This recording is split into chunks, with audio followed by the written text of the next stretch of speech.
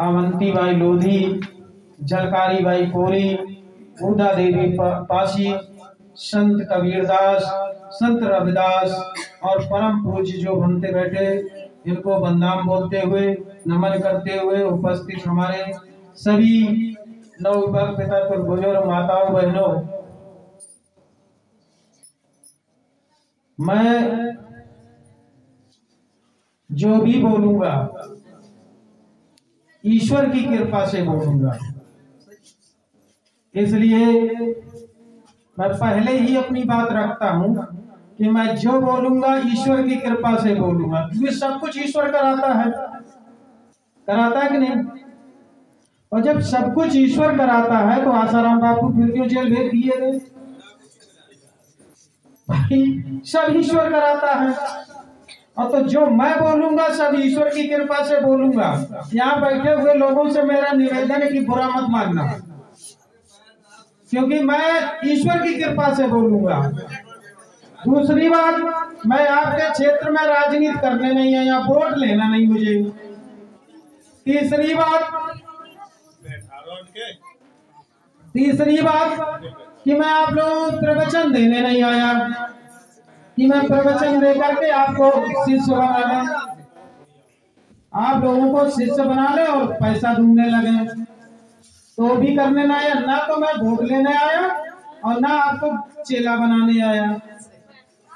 पहली बात तो जब हम ना तो आपको वोट का भी मुझे लालच होता कि मैं वोट लेने आया, और दूसरा लालच ये होता कि चेला बन जाएंगे तो हमें कम से कम पैसा मिलेगा। तो ना हम आपके चेला बनाने आए हैं, बस उद्देश्य है कि मानव कल्याण में जो भी हो सके, अगर मुझे जानकारी सच्चाई की मिली है तो आप लोगों तक पहुंचा सके। शायद इतने लोगों में बैठे हुए में से अगर 10 लोग भी जाग गए तो निश्चित तौर पर आने वाले समय वो 10,000 को जगा देंगे। इसलिए मैं तो भाइयों बहनों, आज जो ये प्रतिमाएं लगी हैं इधर आप लोग देख रहे हैं, और जो अभी आप लोगों को बताई गई जानकारी दी गई, तो आप लोग को बता दें कि इसमें जो त्योहारों के विषय में अभी बताया गया आप लोगों को, तो एक पुस्तक है त्योहारों की रहस्य, वो लिखने वाले हैं लेखक उसके रोशन बौद्ध। आप ये मत सोचना कि इन लोगों ने अपने दिमाग से पूरा हमें थोप डाला। पहले उस पुस्तक को पढ़ा, फिर इस पुस्तक को पढ़ा। जैसे पेरियार ललई सिंह यादव ने, ईबी रामास्वामी ने पहले रामायण को पढ़ा, तब उसको सच्ची रामायण को लिखा और उसको हिंदी में अनुवाद पेरियार ललई सिंह यादव ने कर दिया। उसका नाम सच्ची रामायण कुंजी रख दिया।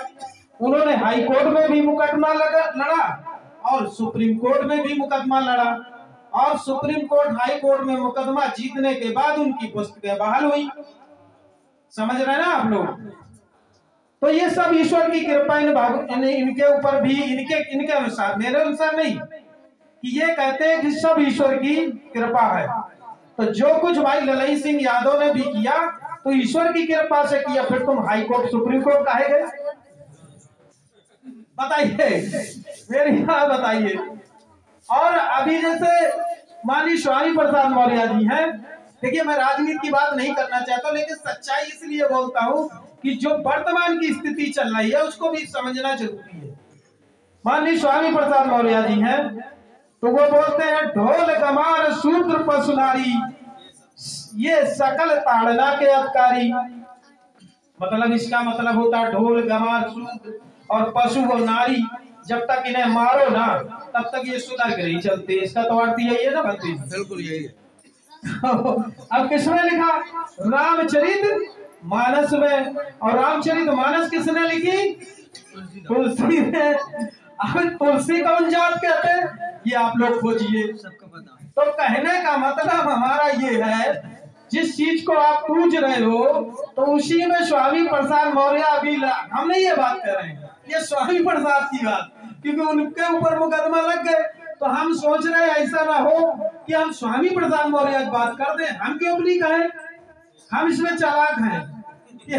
भाई हम अगर कह देंगे तो वीडियो इधर रिकॉर्डिंग चल रही, वीडियो चला गया तो अभी तो जेल चले जाएंगे। और जबकि हम बोल ईश्वर की कृपा से रहे तो जेल भेजना ही नहीं चाहिए लोगों को। बात सच्चाई है कि नहीं? तो हम बोल जब ईश्वर की कृपा से रहे तो इन्हें जेल भेजना नहीं चाहिए, तो अब ये जेल भेज देंगे तुरंत। तो हम स्वामी प्रसाद मौर्य की बात कर रहे हैं।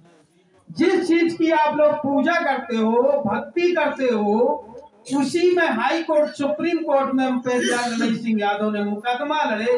एक नहीं चौपाई, महिलाओं के लिए 16 चौपाई रामचरित्र में लिखी है और पुरुषों के लिए 12 चौपाई लिखी है। यानी सब लोगों के, यानी कथाकथित शूद्रों के लिए सब टोटल लगा के लगभग 30 से 35 ऐसी 40 चौपाई है रामचरितमानस में। ये सच्ची रामायण की कुंजी में लिखी, ये मैं नहीं कह रहा हूँ। जो हम लोगों को लगातार कहीं ना कहीं वो चौपाई अपमानित कर रही है। और अब शूद्र कौन कहा गया?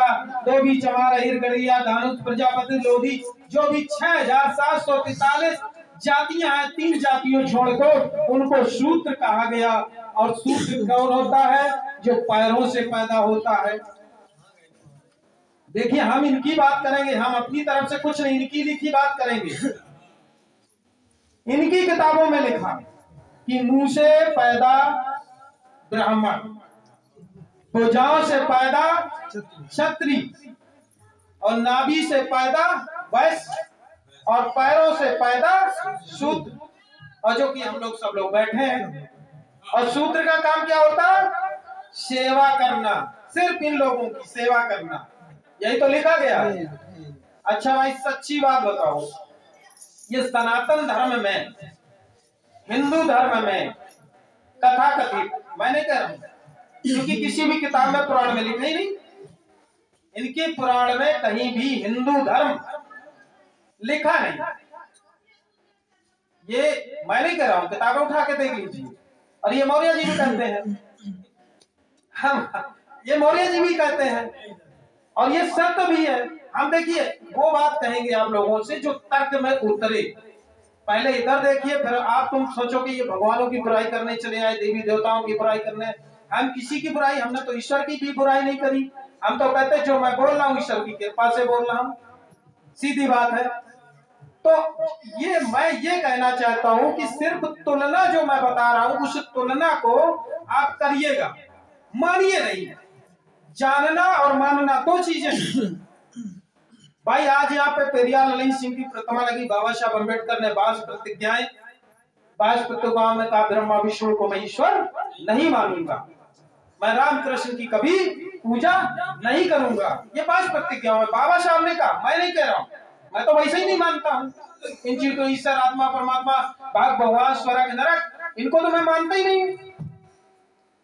अब फिर ईश्वर की कृपा है, शायद ईश्वर ने ऐसा कहा तभी मैं नहीं मानता हूं। और ईश्वर ने कहा मेरी खूब बुराई करो, मैं कर रहा हूं, तो ये सब ईश्वर की कृपा है। इसलिए ईश्वर, आत्मा, परमात्मा, भाग, भगवान, देवी देवता, स्वर्ग, नरक के चक्कर में आप लोगों को भयभीत किया गया। समझिएगा, इसको भयभीत किया गया।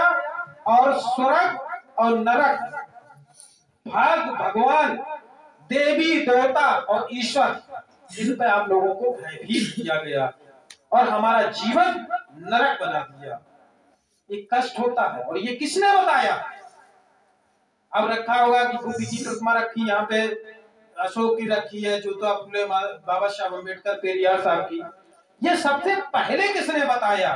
तर्क किसने सबसे पहले दिया?